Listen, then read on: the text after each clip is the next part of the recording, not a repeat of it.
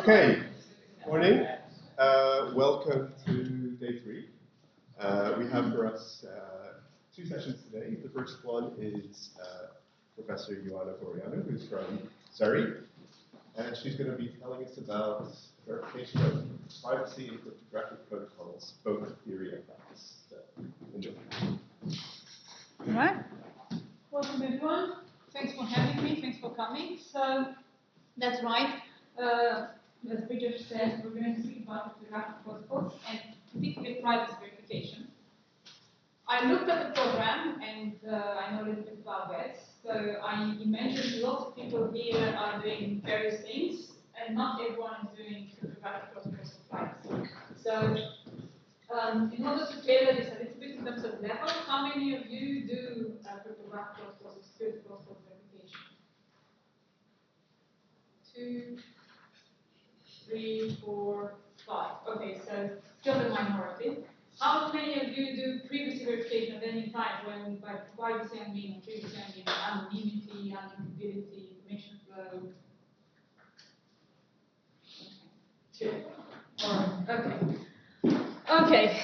All right. So then, with that in mind, so my aims may not be entirely, the second aim might not be entirely achievable. The first aim here that I have is that I give you an overview of why privacy verification as opposed to verification of other properties in cryptographic protocol is hard. Why is it hard? What is hard about it? Where we are in this at this point in time.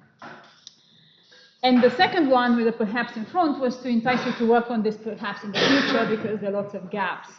But given how many of you work in related fields, maybe this is just for the minority.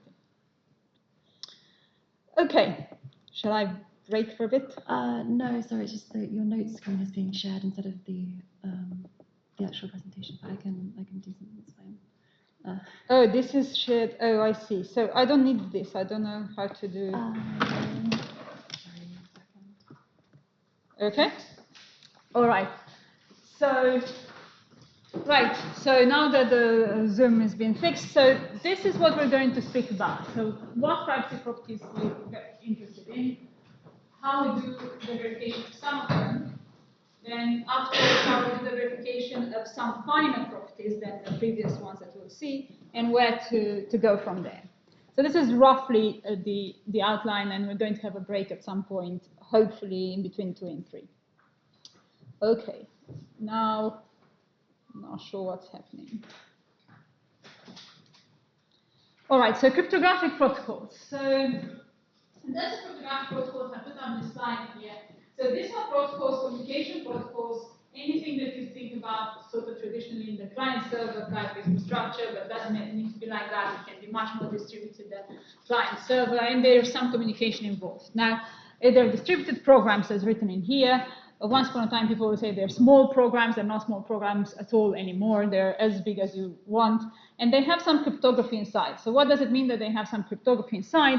So normally, the messages that are exchanged contain some cryptographic material. So I have this example there that, for instance, when you connect to the internet and you go to any website, pretty much that website will send you a certificate, and your browser will be able to verify something on that certificate, so there'll be some cryptographic machinery going on. And that's because of the TLS protocol that's happening. But in reality, there are lots of such protocols. It doesn't need to be on the web. They're everywhere on your Wi-Fi and so on and so forth. There's that image there shows pretty much everywhere you want. You turn around these days because of where we are in terms of secrecy, confidentiality, and so on. There are security protocols pretty much everywhere. And their aim is generically security, not always privacy or anonymity. Sometimes both. So, you may have a secure key establishment and so on and so forth. You may have authentication of parties, and sometimes you may have anonymity as a requirement, or anonymity might be, or privacy might be a byproduct of it. So, for example, if there's some sort of Bluetooth exchange of the type that you were doing when COVID struck, and we all had those, I forgot how they're called, those apps to see if we were in certain places in proximity of someone that perhaps had COVID. There were some aspects of privacy of the data and so on and so forth. So it was a security protocol with some privacy that was inherent therein. Okay, so what type of privacy properties? I could have asked you, but since only 3 raised their hand in terms of privacy, what do I mean by privacy?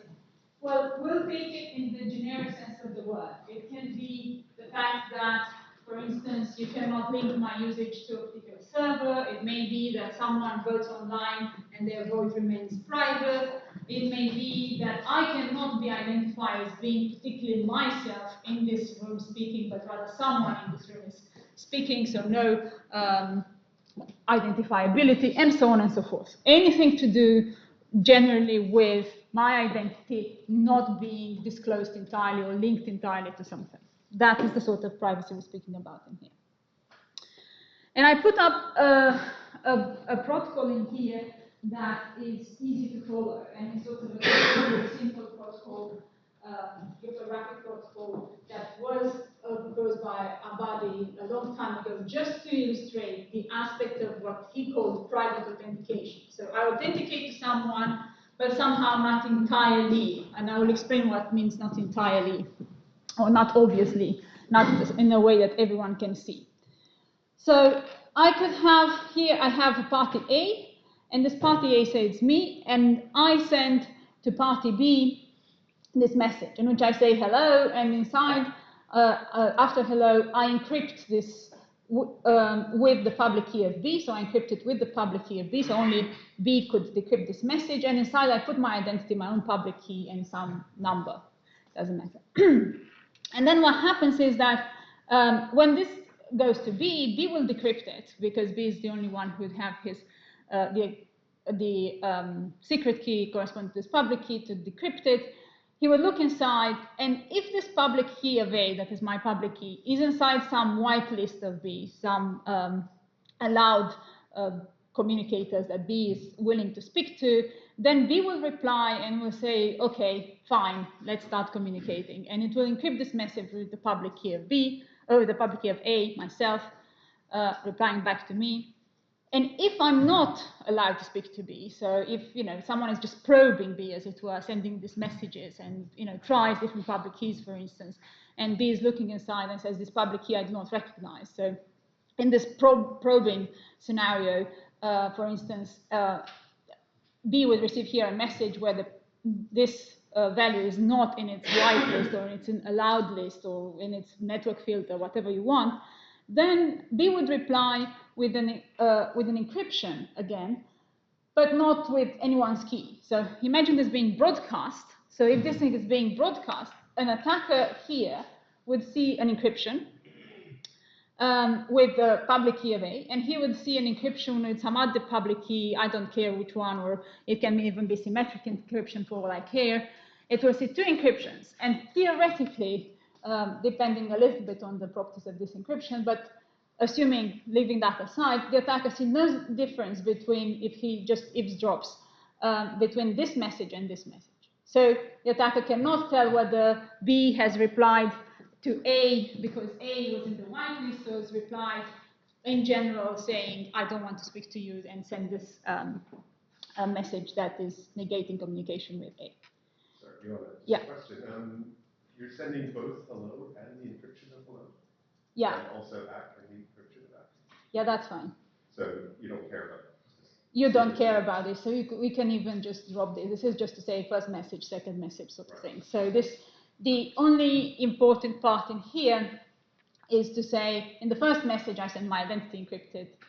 In the second message, if they want to speak to me, they will say, okay. If they don't want to speak to me, they will still send an encryption, but just obviously I won't be able to decrypt it, and no one will know which of the two, the if or the else branch was taken.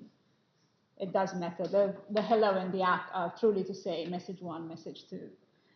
And imagine if the protocol was implemented somewhere, there would be such a thing, the hello and the ACK, but that's not truly important here.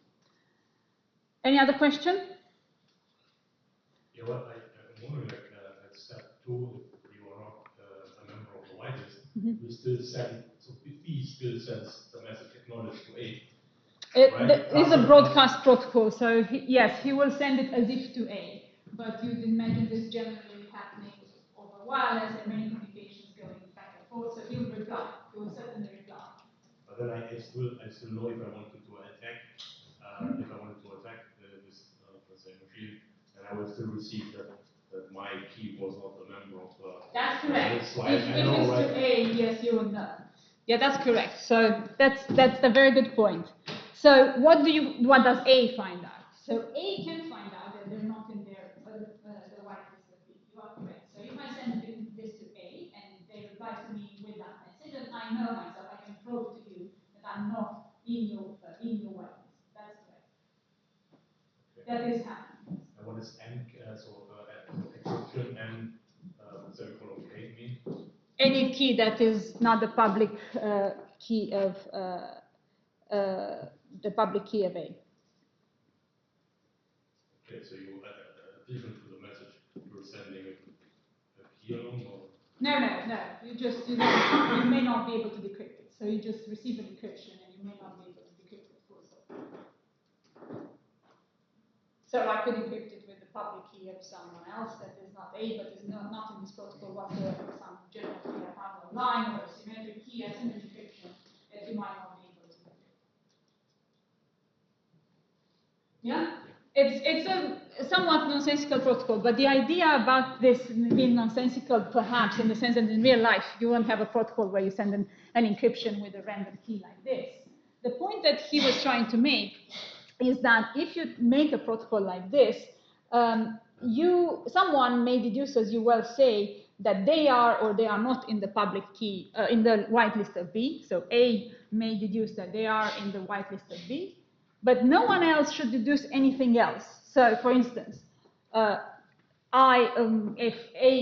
someone that is not A, Dan, Charlie, whatever I wrote on this line here, they should not know anything about whether A is in the list or not.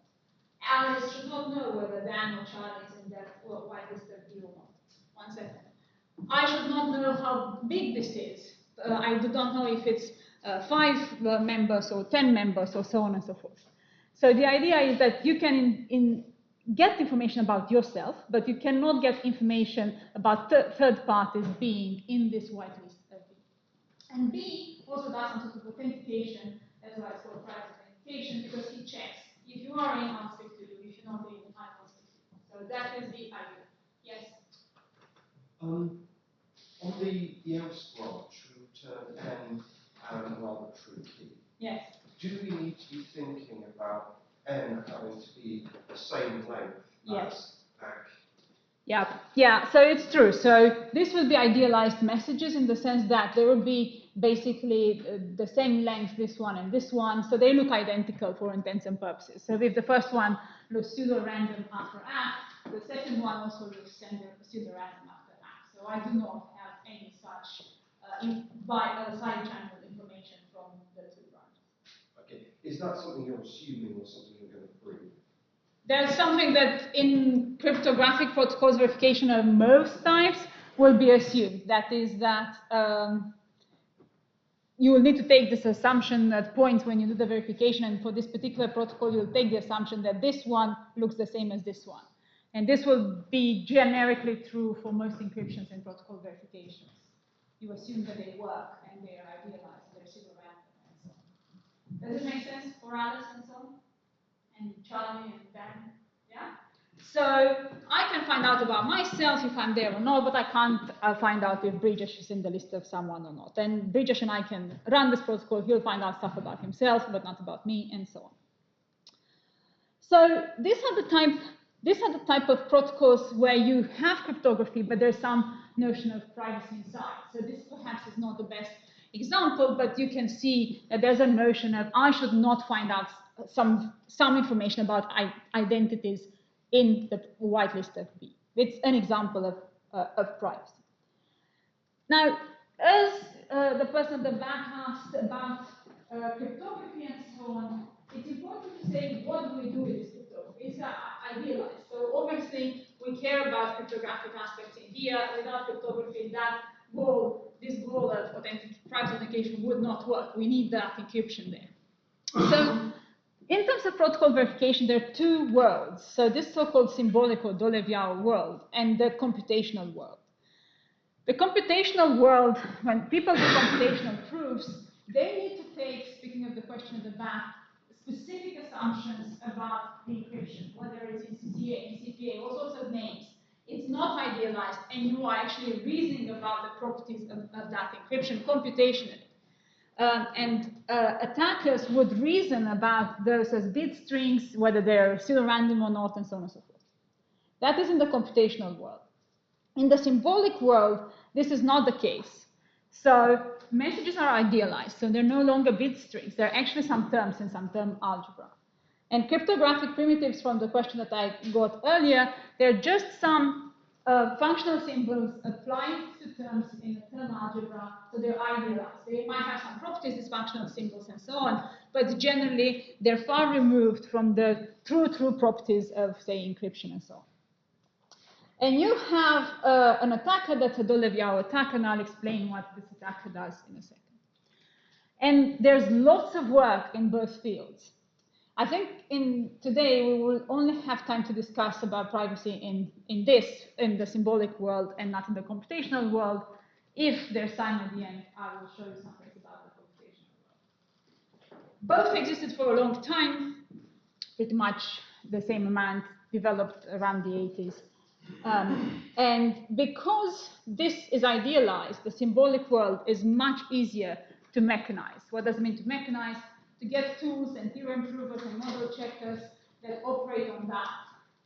It's not to say it's impossible in the computational world at all, but it is much harder. Obviously, the theories that you need are much more involved. Okay, so in terms of, yes? Could you explain what a probabilistic p-time Turing machine is? I saw an Enigma machine and it's computing. Yes. That was quite funny, but it's just practical. Yeah, It reminds me of Turing, and now we have a probabilistic p-time Turing machine. Yeah, so it's nothing quite as well. Okay, so p-time stands for polynomial time. Probabilistic stands for probabilistic. That is, you can take that to be any algorithm that runs in polynomial time and has probabilities. So your attacker is a polynomial algorithm in the size of the problem. So you define the problem. The problem is some cryptographic protocol running with some length of message and so on. That gives you size. This attacker has to be polynomial in that size, run therefore in polynomial time, and has probabilities. So it has random points. You can make choices. That's what that means. If you really want to know what a Turing machine is, we'll discuss that second. Okay, so moving on to the analysis. So protocol analysis, the way it's done is you take that protocol and you have an execution model for it. Generally, you don't have that one session, you have lots of sessions, unbounded number of sessions for that matter. And they're interleaved in any way you might want. So this is this graph in here. So you have an execution event, and you want to check this being in some semantics, some your favorite semantics that you want, and probably that gives you some label transition system. And you want to check that the property, a formula, or maybe something, if it's process algebra, something about the process, holds in this model. And this property, generally it's security property. So generally it's authentication, generally it's key establishment, and so on and so forth. But it can be privacy, as we discussed. It can be any property you want to check in that model. The problem in itself for any property that has to do with authentication even and privacy afterwards, it's undecidable in this symbolic model that I discussed, even in this idealized model. And one main reason why it's undecidable is that you have, what I said on the previous slide, a Dolev-Yao attacker. So this guy in here intervenes and is part of this execution model. And this is what the guy can do. This Dolev-Yao attacker can do. It's what's written on my slide on that, as you're looking at it, your right-hand side. This attacker can literally intervene at any point. So if I send a message to read as it were, he can block it, he can try and change it, and therefore send an arbitrary message. He can compose arbitrarily long messages. He can start another execution. He can literally do anything that you imagine possible in terms of executing the protocol. Invent anything, block anything. He has unlimited computational powers, unlike what your colleague asked me earlier about in the computational model, you have a polynomial with Tamarin some size. This guy has absolutely unbounded computational power. But he is working in a world in which cryptography is assumed perfect. So this is what's written somewhere in here. So these two bullets where it says he cannot. So in terms of that encryption that we're speaking about, in terms of the public keys and secret keys that are used, he cannot bring them out of the thin air, cannot break encryption, and so on and so forth. So this is so-called the perfect cryptography assumption. So all cryptography works. And all this guy does, or girl for that matter, this Dolev-Yao attacker, he or she just takes messages and moves them back and forth, creates new messages, creates new randomness, sends things in all directions. And in this model, you have lots of, we're here at the VeTSS Institute School, so you have all sorts of formalism to model something like this. Anything you want, from logics to process algebra, inductive approaches, non-inductive approaches, all you want. People who looked at this from, well, late 80s at least, and they have created also tools to reason about this. Even if the problem is undecidable in general, as written in here, approximations of this problem will be possible to verify, or verify the problem under some assumptions. And perhaps the state-of-the-art tools at the moment for this is a theorem prover called Tamarin. I can tell you what it uses underneath in terms of models. It uses something called match set rewriting and verifies a fragment of first-order logic. A tool called Cryptographic that uses form clauses underneath and models protocols in process algebra. And this tool, Suffix Plus, is actually sort of, if you want, a toolkit that uses at the back end both Tamarin and Cryptographic, or either or, in fact, not both, and other tools as well. And Avansar is something that existed in the early 2000s, but really pushed the world forward. So this is where we are. So we can choose our tools, and we can make some approximation and verify this, bearing in mind that we cannot normally verify it in its absolute sense, in the unbounded attacker model, and so on and so forth. So what you would have, so for instance, it's very hard, I'm not expecting you to read this. This would be a representation of a multi-session execution in Tamarin of some protocol, in which, well, if you know Tamarin, that tool, you're able to read which of these lines mean attacker, which of these states mean protocol states, or states created by the attacker.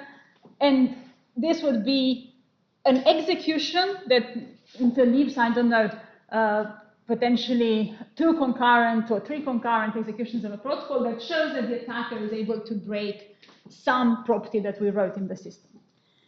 But why I put this here is not to tell you this story, it's to tell you that pretty much all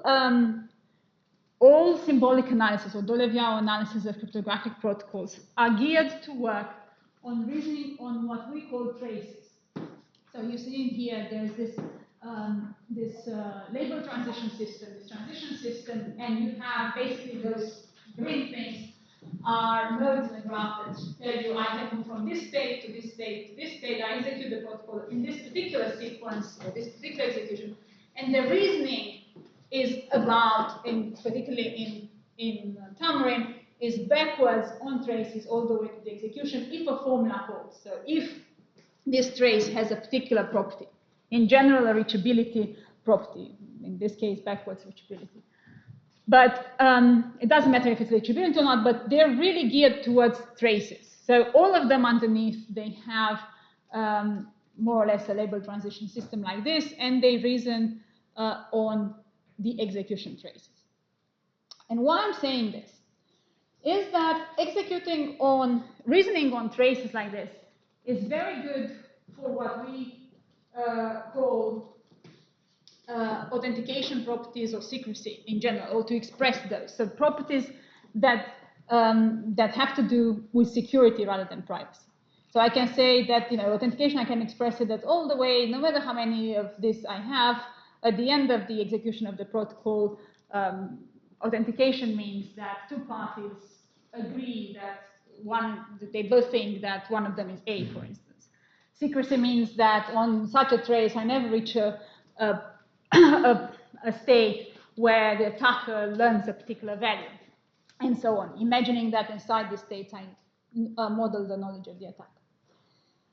Whereas, if we want to speak about privacy properties, what we need is at best some equivalence over traces. We might need more than this, but as we were discussing earlier, if you remember the if and the else, your colleague was already asking me, but A knows, learns something from the if and from the else, so from the executions. And I was saying that, yeah, but B in the similar execution does not. And the execution between B and C viewed by A should be identical. So it's really about, if we think that this would be the execution, let's say, for A, and this would be the execution for B in here, it's about whether those two traces are equivalent. So privacy is not really geared, or it doesn't work well when we want to verify it, or when we have verifiers that generally work on trace-based properties. Perhaps we can reduce privacy to trace-based verification under some assumptions, but in general, it's not about trace-based verification. And these tools do some of the tools, not the ones I mentioned earlier particularly, do some trace equivalence. So they can do some privacy verification, as written on my slide in here, for instance, vote privacy, role, interchanging roles, and so on, things that can be expressed well in trace equivalence. But what they can't do is state properties. So they can't, the tools as built at the moment with that semantics in mind, the one that I told you earlier, that Dolev-Yao attacker in the middle, protocol executing, the traditional formalisms, they can't reason about whether, let's say, this state here, this state here and this state here are somehow the same for the attacker, equivalent or indistinguishable by the attacker. They do not have this ability to jump between traces or to reason on states. So Yes? Question. So is that, I'm just sort of making a guess Yeah. here. Is that because some of these properties are hyperproperties?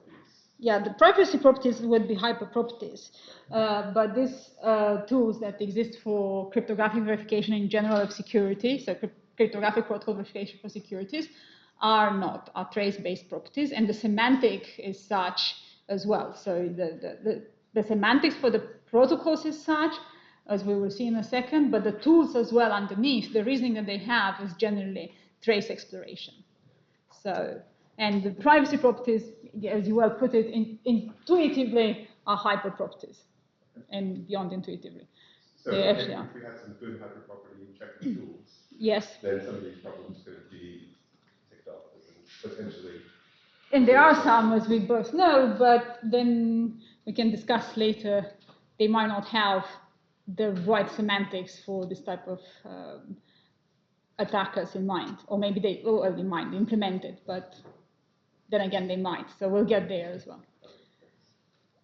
So what we can do for the trace properties, we can even do unbounded number of executions. Of course, the tools would be semi-decidable in one sense. They might not terminate, as I said, the problem is in general undecidable. But for trace equivalence, I may only be able to do bounded number of sessions, so I can consider 5 executions and do trace by trace, add all the traces of these 5 executions equivalent to all the traces of these 5 other executions, and so on. But for state-based properties or hyperproperties, as Bridget was saying, we do not have anything at the moment, or we don't generally have a lot of things.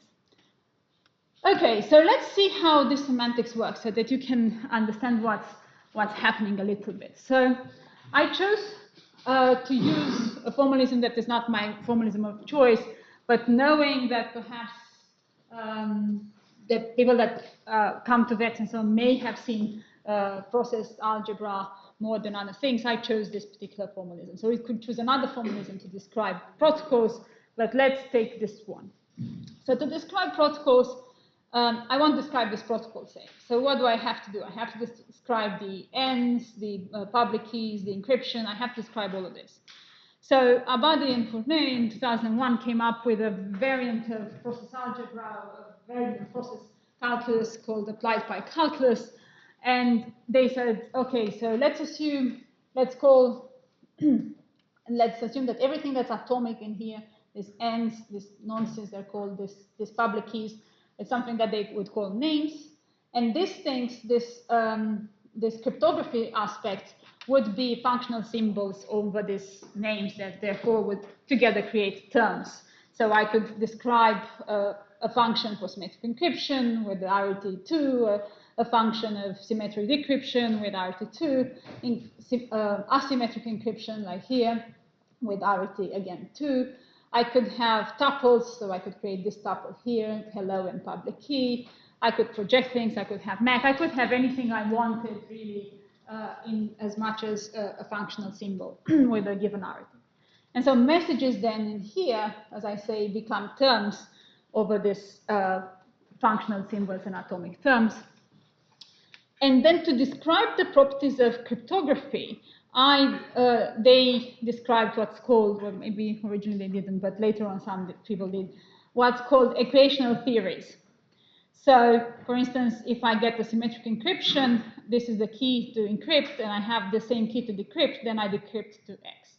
If I take a tuple and I project on the first thing, the first element, I get X, and so on. So, but I can describe even complicated types of cryptographic primitives. Let's assume, I don't know, trapdoor commitment or anything you may know from cryptography in this way, and some sort of set of equations over the functional symbols and terms that I have in here. Okay, so this is how to describe it like this, to describe syntactically the protocol. And then what they said, okay, so we, as I said at the beginning, well, previous slide, they invented a version of pi calculus. So it's a process-based system that they have in mind. So I have processes, the empty process. A process can create a value. A process can read a value on a channel. A process can output, can read into a variable X in a channel, can output an actual value on a channel C. They can do tests of equality and so on and so forth. So you can describe your favorite process calculus that inside this X's, this U's, this T's will be, in fact, this cryptographic terms like this one in here, like this symmetric encryption and so on, that they will be exchanging. And of course, I can compose these processes in parallel and sequentially as I would normally. So I can output something on a channel and the bridge process can read it on that channel and so on, and we can describe the full protocol.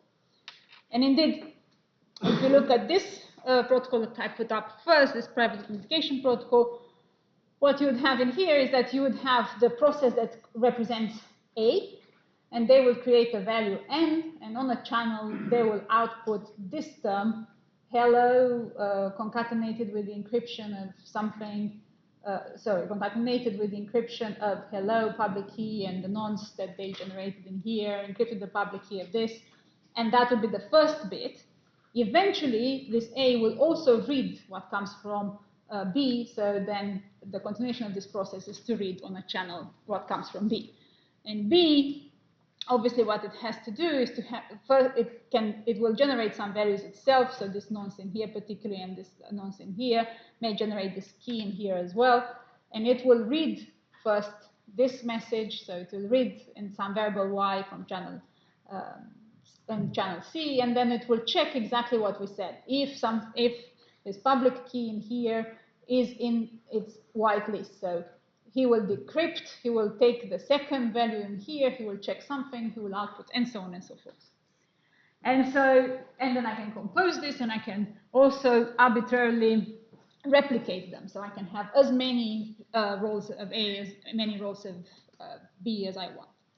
And this is this was one semantics that, as I said, appeared in 2001. Now they need the attacker. So now these guys, the P's and the Q's, the processes execute, so they need that the attacker is also there. And I did not put the semantics from Abadi and so on in there, but the intuition is that every time something is being sent on a channel, so for every output on a channel, the attacker will get it. And every input onto a channel, in fact, is not an input that necessarily comes from an honest party, it comes from the attacker.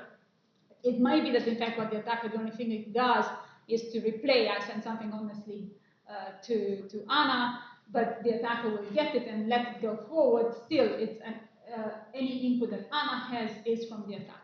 So I did not describe this, but what I did, so he's, as I say, intercepting everything. As soon as he receives something, he will store it in some state. Now, in the original Abadi and Fournet, the state was not called frame, but later on this was extended to something called frame. So the attacker will store basically everything. At the beginning will have some knowledge. For instance, at the beginning, in the initial frame, he will have the public keys of everyone, perhaps some names of people and so on. But he will, and as he, for instance, receives an encryption of something, he will store it in a bag of messages. Everything he receives, he stores it.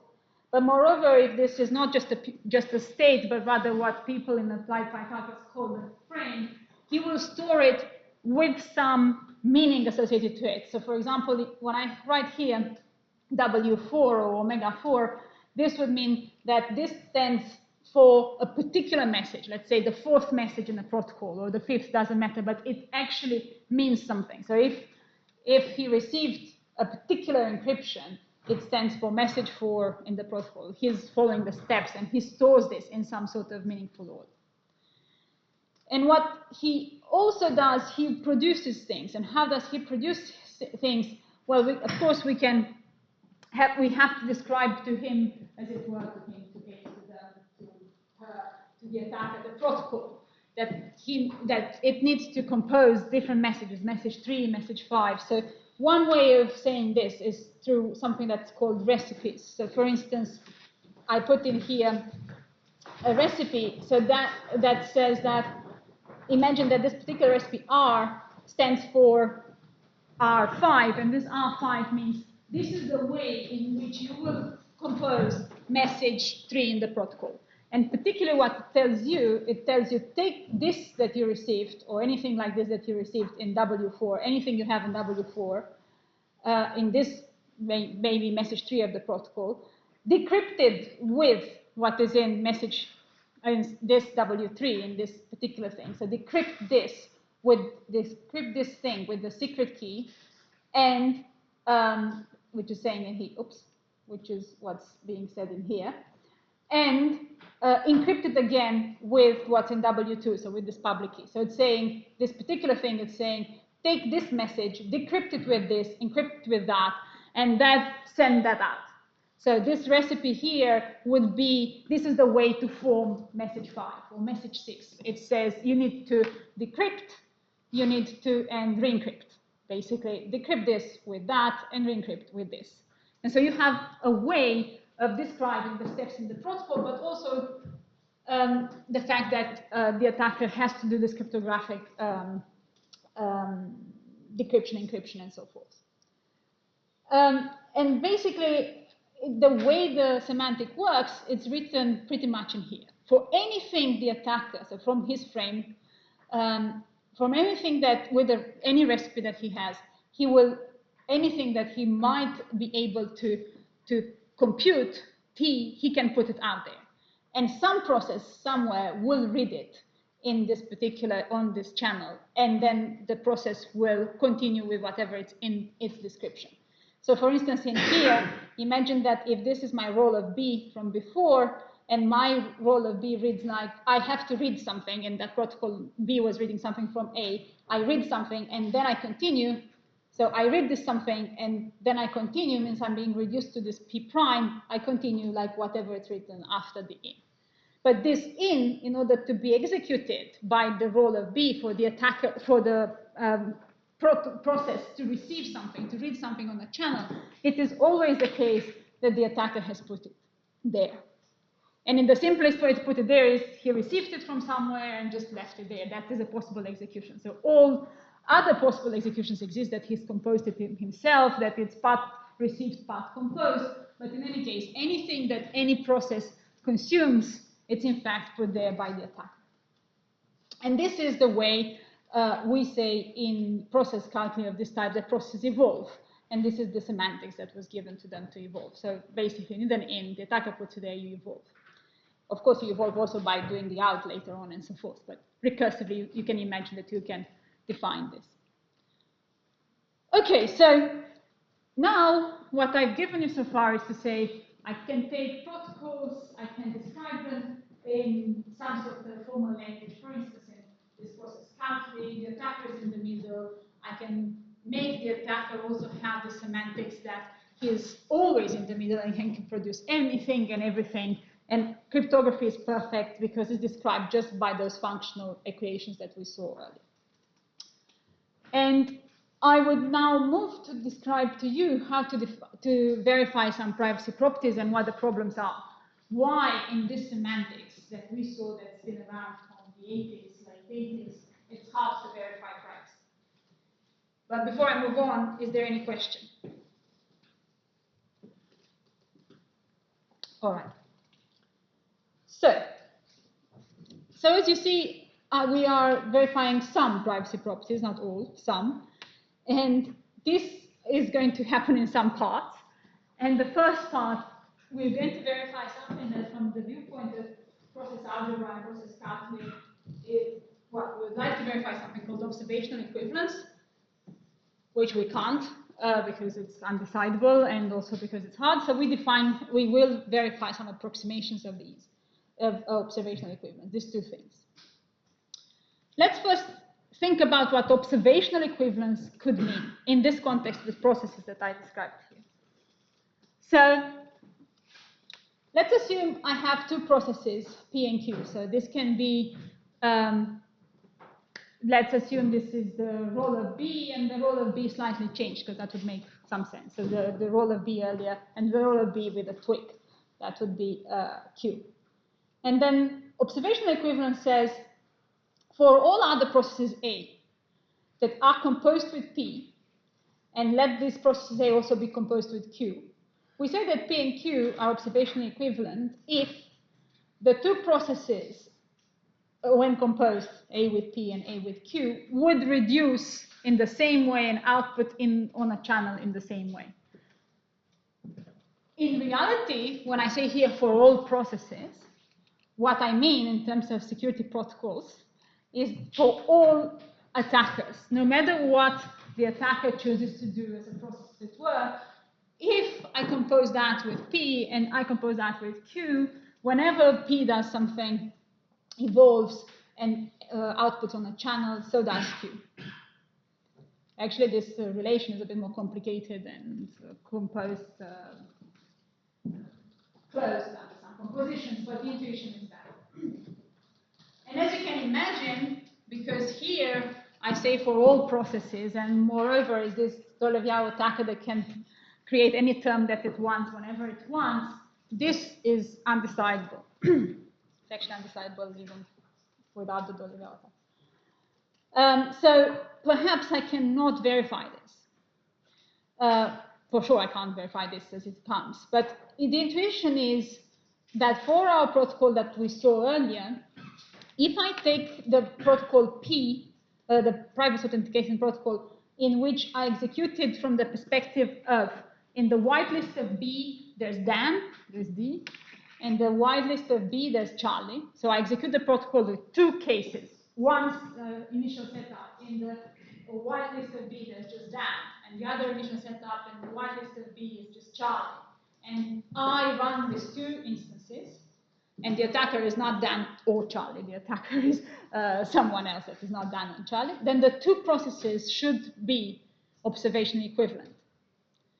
So apart from Dan and Charlie, Dan will learn about himself, Charlie will learn about himself, but an attacker that interacts with this in the Dolev-Yao sense should not, and even in this sense here, should not be able to make these processes be observationally unequivalent. That's the intuition, and that's actually true. But as I say, the attacker is not Dan and the attacker is not Charlie. And so let's see what we can do with this. How can we verify something like this? We won't be able to verify this thing, but we should be able to verify something that gets us close to there. And as my slide says, and we'll keep saying, there's even something stronger that we might be interested in, that I put under quotes behavioral equivalence, something perhaps even stronger than this, but we'll leave it to the side for now. So now we're focusing on this observational equivalence. It's hard to verify, but we should be able to do it.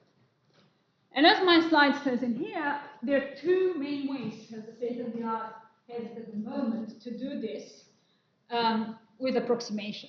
So we can't do observational equivalence, but we can approximate it to two things. One is something called diff equivalence, and one is trace equivalence. And so let's see what diff equivalence is and what are the perhaps assumptions taken there. So diff equivalence has appeared, diff equivalence in security protocols, I should say this, because there's some notions of this that existed in process algebra from before. But in the context of security protocols, and in terms of being implemented inside tools more than anything else, started appearing in around 2014.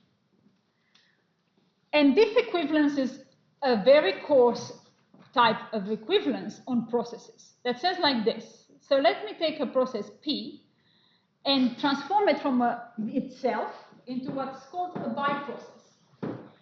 And so two processes that are close together, sometimes called the process to the left and the process to the right, or first or second, doesn't matter.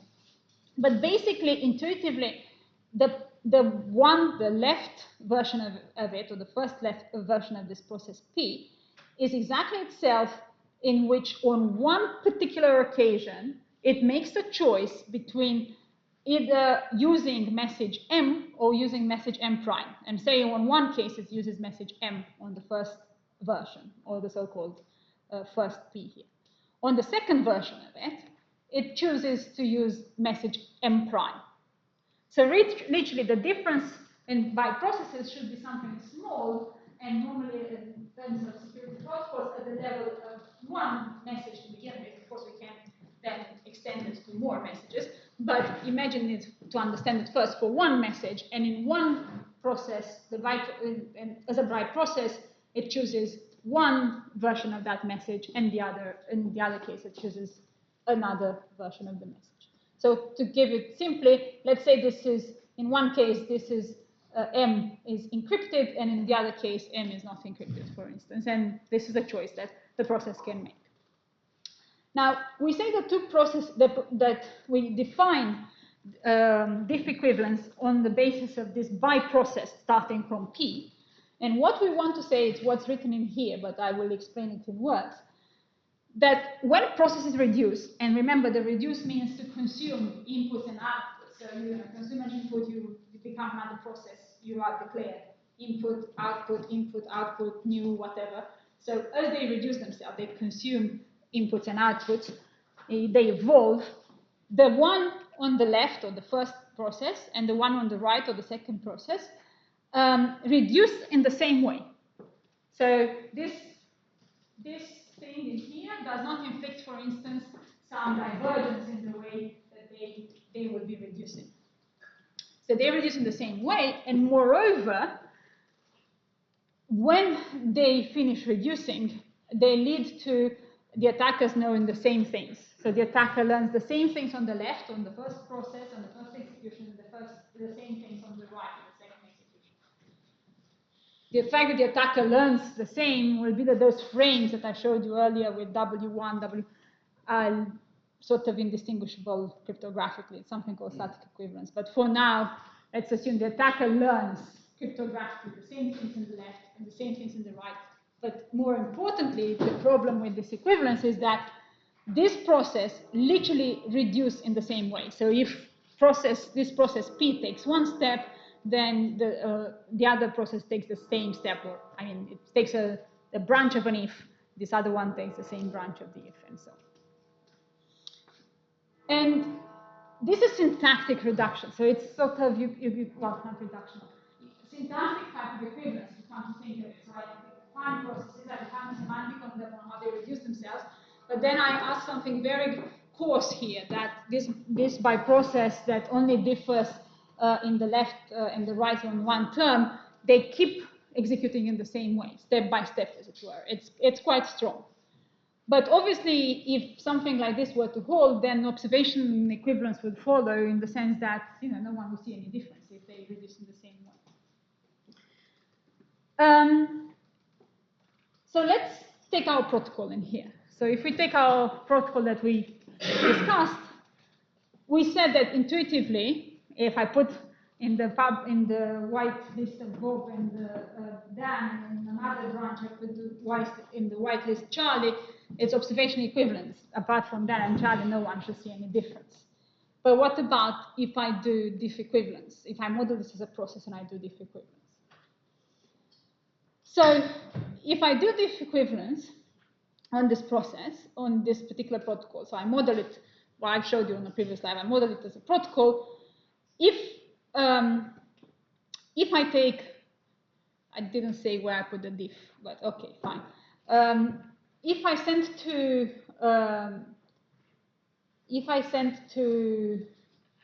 to Bob this message, and A is in its whitelist, so if this Y here is equal to the public key of A, and it's in this whitelist, it will answer yes. If I send another message in which this is not the public key of A, because the public key of A, in which I send something else, not the public key of A, or A is not in the whitelist, then he will answer no. He will take in here, he will take one branch, so if we look in here, he will take one one branch in this if, or on the second part, he will take the else branch of this if. And this means that if I put literally the diff in the process for this particular protocol with respect to the public keys in here, being in the whitelist or not, the public keys in here being in the whitelist or not, this test in here, then they will reduce differently. The first one will, in some instance of this, will take the if branch, and the other will take the no branch. And this will lead to, at least in the tool called appropriate, but not just in appropriate, in all tools that start to implement diff equivalence to begin with, this particular protocol would lead to false attacks. In what sense? Well, even if it's the yes branch or the no branch, the attacker learns nothing, because as we discussed, in the if branch and the else branch, in fact, there's some encryption, and that encryption, if it's idealized, and it is here because of Dolev-Yao, the attacker learns nothing from the if branch and the else branch. Yes, the process does take, in one case, the if branch, and in the other case takes the no branch, but from an observational viewpoint, the attacker is none the wiser which of the two has been. So syntactically, the processes are different, but from the point of view of observation of the attacker, they are not. Yet when this was correctly implemented in most tools, this syntactic reduction would lead to false attacks, because the process will take on the left one branch, the if branch in some case, and in in the same case, will take the else branch. Of course, this has been improved a little bit. So in what sense it's been improved? Diff equivalence still is too coarse and still leads to false attacks, but these tools know this, or people that use these tools know this, and they found other ways to verify things like this, and we will discuss them, because they know that this is this syntactic reduction is going to cause problems. And let me show you, this may not work very well with Zoom. Okay, I shall try to reshare on Zoom, but I will show you how this looks in in ProVerif. So first I need to change my sharing on Zoom. The Zoom's fine, just sharing screens, just keep going. Keep going, okay. Yeah, if it breaks, I'll Okay, fine. Okay, so let's look at, first of all, how does this protocol look in ProVerif, and if this diff equivalence really doesn't work at the moment still in ProVerif. So we would have this, we would describe in ProVerif in general, you describe your cryptography that you need. You have some public key, you have some asymmetric encryption, you have channels, you may have some here, some equational theory for asymmetric encryption. You have your process A, that is the guy who sends something to B on a channel, and then in the second step he will read on a channel. B, on the other hand, will first read something on a channel, whatever A sends it, and it checks about this public key of A if it's equal to some value, if it's in the whitelist written in this way in here, and then if it is, it outputs this way, otherwise it outputs different. And then the system in here, it's the composition of the processes. So the here is the system. The system is here, so I have no matter how many versions of A and no matter how many versions of B composed in parallel. So they all can speak to each other in any direction. They will be linked by ins and outs in here. And I can then define a process on top that basically, for that diff that we were discussing about, uses this syntax here called choice. And what it's saying is, can you make the difference? So assume I have this system that I have in here, and I have A, B, and C as three, let's call them Alice, Bob, and Charlie, as three participants in here. Does the system see any difference between Alice and Charlie? In other words, if A is Alice and Alice is Charlie, does the system see any difference? Does diff equivalent hold when I would split this as by process, and in one run I would run with A sending something as Alice, and in the other run sending something as Charlie. And obviously, if you run it as Alice, it will enter on the if branch. If you run it with Charlie, it will enter on the else branch. Does this lead to diff equivalent holding or not? Sorry, yeah. Why do you have two else's on the line 42 and 40? So 40 has an else. Then what's that other else? The 42 else? This is wrong. If this, then output that. Otherwise,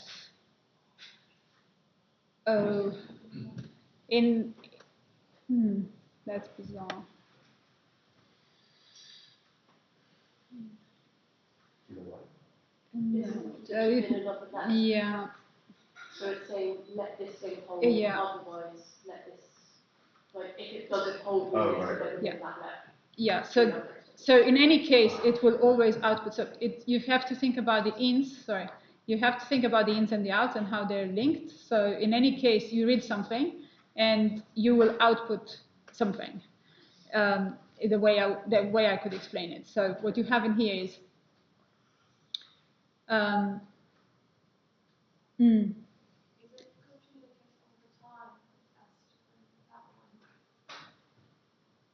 Sorry?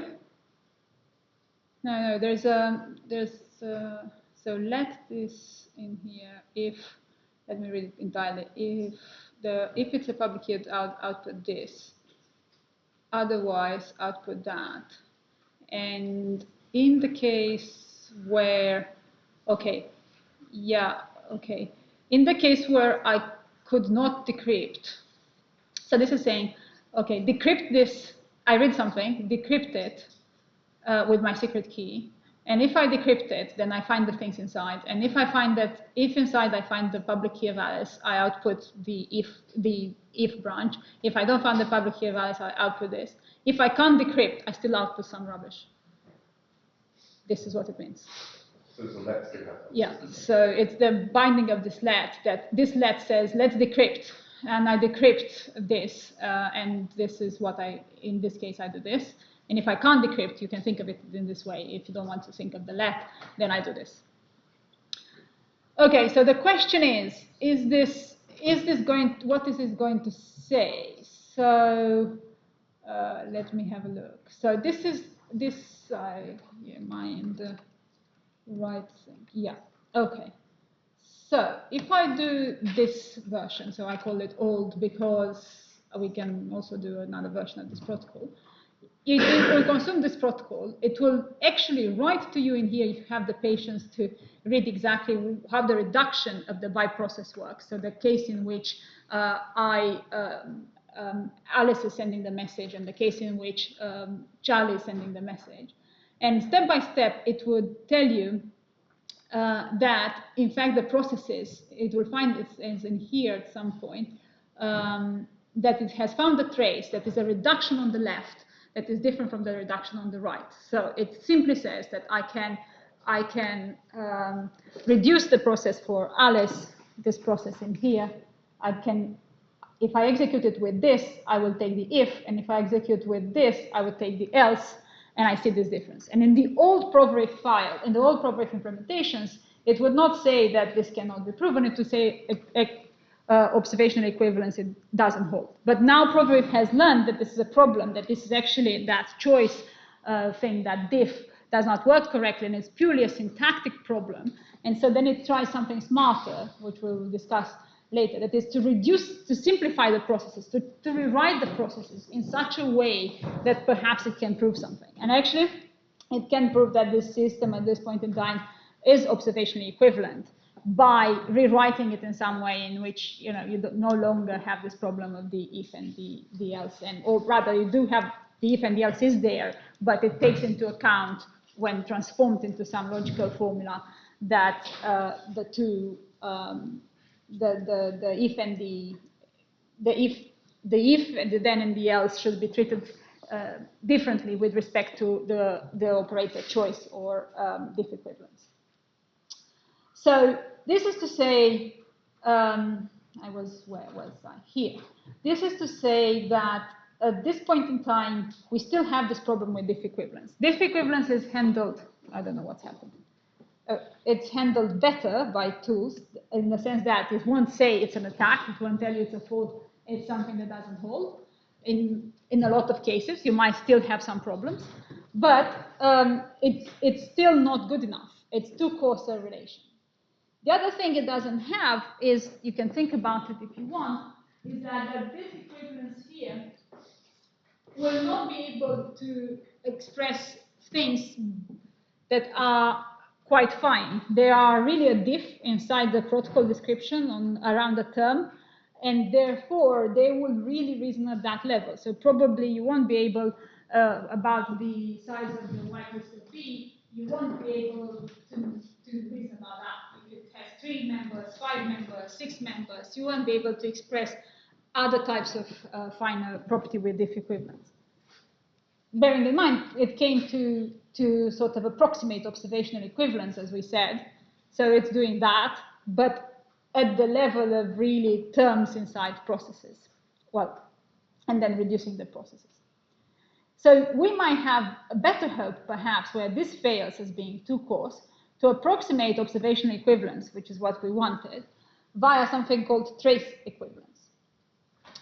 So I remind you that observational equivalence meant this, that when the attacker is composed with P and the attacker is composed with Q, it sees technically no difference between P and Q in the way they reduce themselves in the messages that they produce on a channel. So that was observational equivalence. Diff equivalence we saw as an approximation. Another approximation would be, let's reason on the traces that the processes produce. So now they reduce themselves. When they reduce themselves, basically you can imagine that their traces, their executions say, I've done an in, I've done an out, I've done an in, I've done an out. So you can look at the labeled traces, and maybe observational equivalence, what it actually says, is not about the step-by-step reduction that Diff said, that Diff was doing, but rather my full execution looks the same, by some definition of looking the same, with the execution of, say, Bridges when we birth a client in some protocol. So this is exactly what it says in here. So it's trace equivalent intuitively means that for all executions when P executes itself all the way to the maybe empty process, executes itself as with this trace that's labeled in, out, whatever, new, there exists a process Q that executes itself in producing the same trace. It reduces itself, and the result of the reduction is what we call statically equivalent. So the attacker has the same information in the end when P has executed and in the end when Q has executed. If for all traces of P such a Q exists, then we say that this Q that exists is trace equivalent with P. Of course, it's actually probably, well, yeah, that's fine. So what is interesting about this is that actually in process algebra to begin with, and then in applied price or security protocols, people looked at when would it be the case that observational equivalence, so this more generic thing in here about any reduction with this composition, like so with any attacker or any other process, when would this coincide with this, if ever? Would this trace equivalent ever be equal to observational equivalence? And people, for some classes of processes and some assumptions, have found this. And for security protocols, in 2009, there was a result that was saying that actually the two coincide for something that is called determinate processes. These determinate processes are a little bit more complicated than what I said on the slides, but it's very good intuition to say that there are processes that are not really deterministic, as the word may say, or might allude to. They're not deterministic, but the information that the attacker gets, all the information it can get, is purely in the protocol execution. So the process does not intuitively, you can think about it like this. The processes don't make some internal choices that would not be visible in the execution. So for instance, imagine I have a protocol in which I'm a server, and as a server I keep state, and when you connect to me, I keep track of when you connect to me, and if you connected, I don't know, 2,000 times, then I do something special, and if you connected 3,000 times, I do something else. But this is not so visible in the protocol execution. It's a choice that is done by some sort of internal reduction that is not perhaps visible in the protocol execution. That will not be a determined process. So for some class of processes where pretty much the protocol execution describes completely the protocol of the knowledge of the attacker, trace equivalence can actually be equated to observational equivalence. So that's great. And actually, a lot of security protocols are this type of processes, so that's good news. So let's see what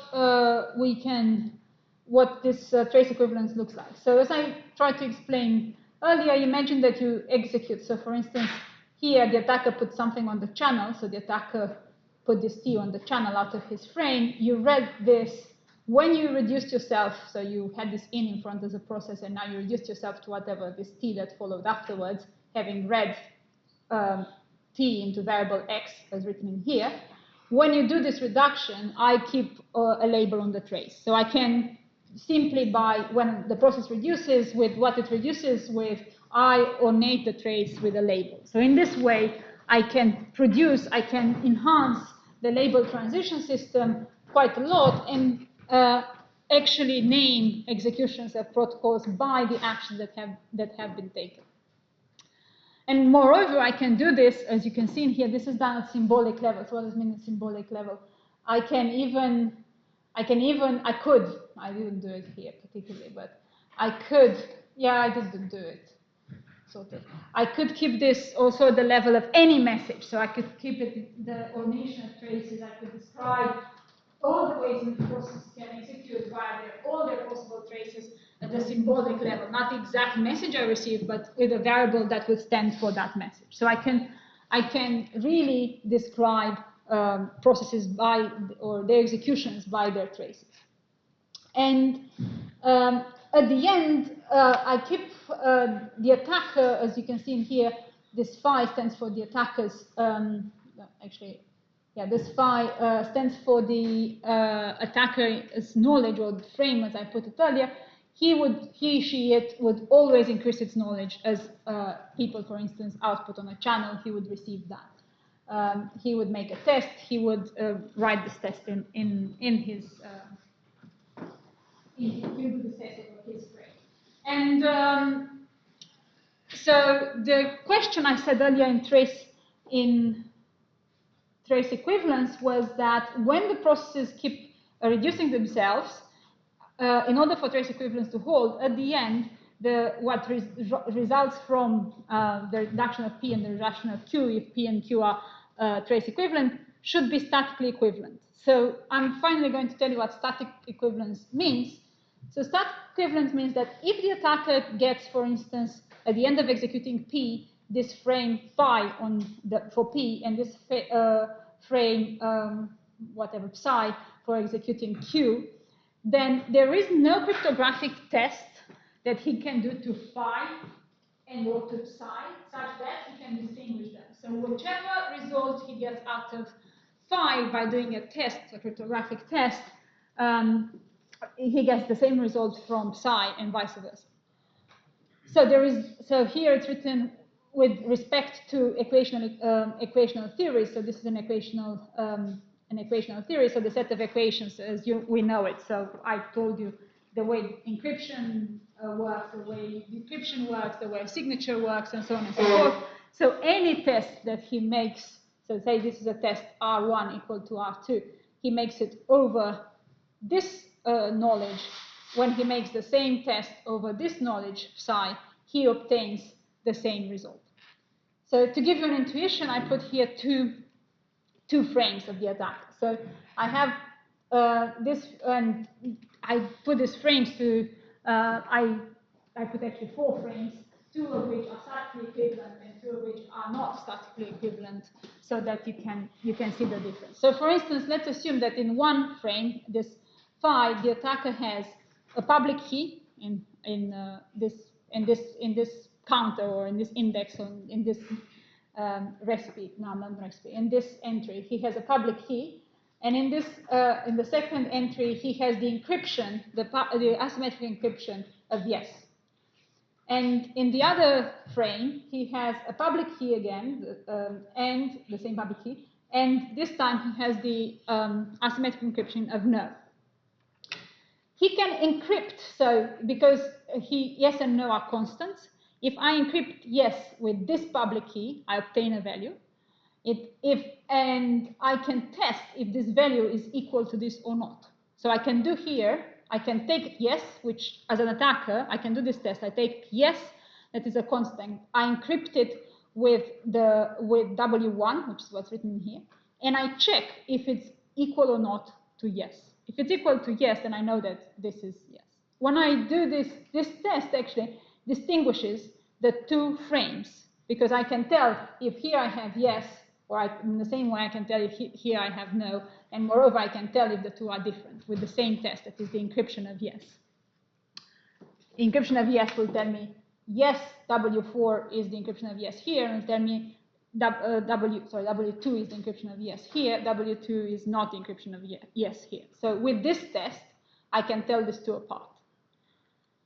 Right? So when we say that frames for the attackers are statically equivalent, what we mean is that whatever information he has in one, no matter which cryptographic test he did, he will get the same value for the test in the other, and the 2 frames are statically equivalent. If I take these frames now, we will see that unlike the ones above, they are statically equivalent. And what did I do? I put in the W position, I put a randomized encryption. So in W2, I have yes together with some random number encrypted.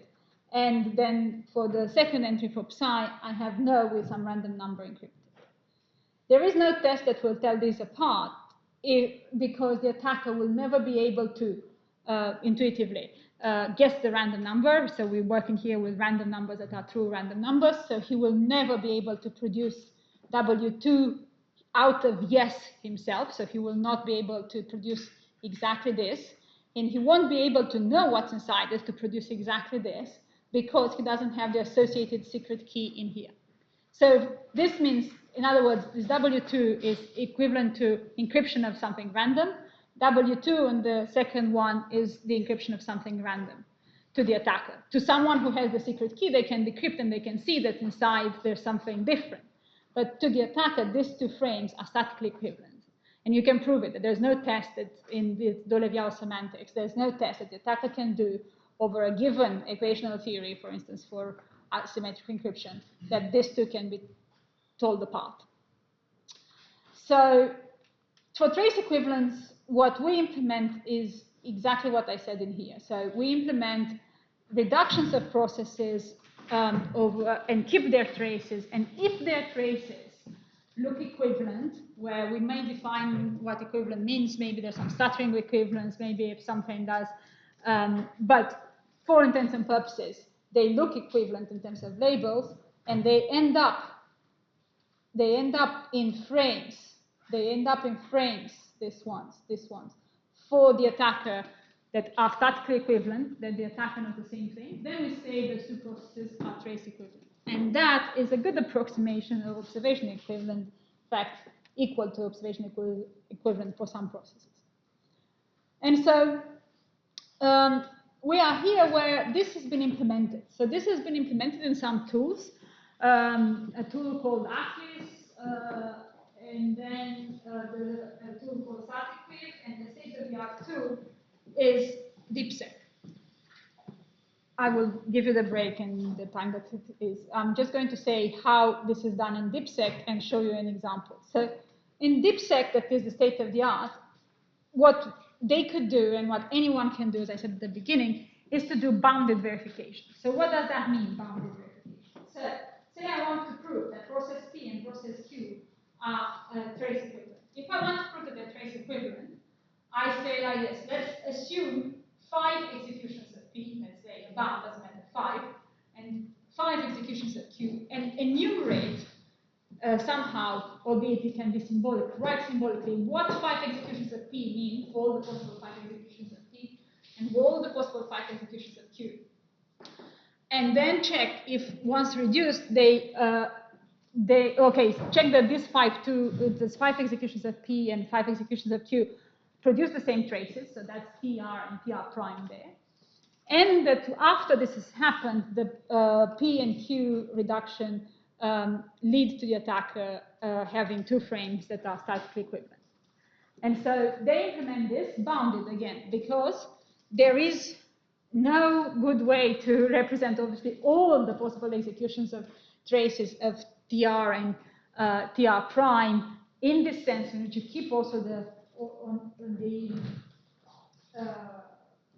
labels of the traces with the attacker in the middle, who can do absolutely everything. So you need to take a bound, and up to that bound you can express it. But if you don't take any bound anywhere, then you cannot express it, and you cannot do this verification.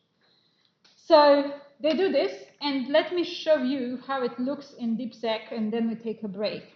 How it looks in DeepSec, it won't be on Zoom, and how it actually runs. So DeepSec has taken the same, so I've chosen these tools carefully. So it's taken the same syntax pretty much as ProVerif.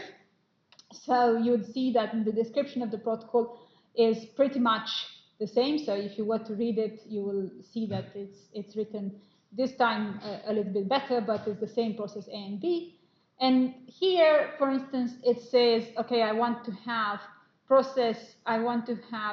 3 participants, A, B, C, and I want to have a process in which I run A with B, so Alice runs with Bob, and a process in which I run C with B, so Charlie runs with Bob. And it wants to know if these are trace equivalent. Remember, this should be trace equivalent. In ProVerif, diff equivalent said no, because it was doing reduction, and in the A case it will take in the if branch, in this C case it will take in the else branch, and it was not working. So let's see if this works in DeepSec, and it does. But then the problem is, because they're doing bounded sessions, so you could see that in Proverif what I had, in fact, was this replication. So in Proverif, you had no matter how many versions of A and no matter how many versions of B. In here, it's not that. This is literally saying one execution of A, one execution of Alice, with one execution of Bob, and one execution of Charlie with one execution of Bob in parallel. Whereas what you had in Proverif, yes, it was leading you to a false attack, or it was saying it could not, it had a problem with diff equivalence, but it was literally any numbers of A's, any numbers of B's, and symbolically quantified over Alice and Charlie. Here, Alice and Charlie are sort of, if you want hard-coded, I have Alice running with Bob and Charlie running with Bob. And if you want to do this if you want to do 3 sessions in DeepSec, then you'll have to literally write by hand all the different 3 sessions. So I would have Bob speaking to Alice, Bob speaking to Alice again, then Alice speaking to Charlie. I would have to write in the file if I assume that Charlie is the intruder or not, which is at the top here, and so on and so forth. And so literally they can do this for an enumerated number of things. And what you would expect is that if you go and run DeepSec, if I go and run it for 1 session, is immediate. It will give you the correct answer. You can get more information out of this. There's a way to get more information, but I'm not printing it. But if I were to do 10 sessions, you stay here all the break, and I don't know if it's 10. Maybe I don't. Let me see what I have. Let me see how it's called. 9, I don't have 10. So if I do 9, or 6 even, you will stay here for a long, long time, and it will try to enumerate basically all the traces that are possible in this 9 executions that are written in there, and it will take quite some time. Even this actually ran quite quickly.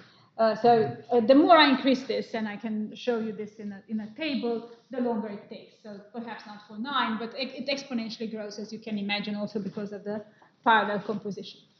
And it also matters a little bit what I give to the attacker. So if in here the attacker is a little bit more hard-coded, as it were. So I want to give it a break. I know we started a bit late, but the break is scheduled now. So what we're going to do is, if you remember my slides, so I said that we're going to do some privacy properties up to here, and then some other type of privacy properties that are maybe a little bit more involved than that's what we've seen. So the ones more involved we're going to see after the break. So see you after the break.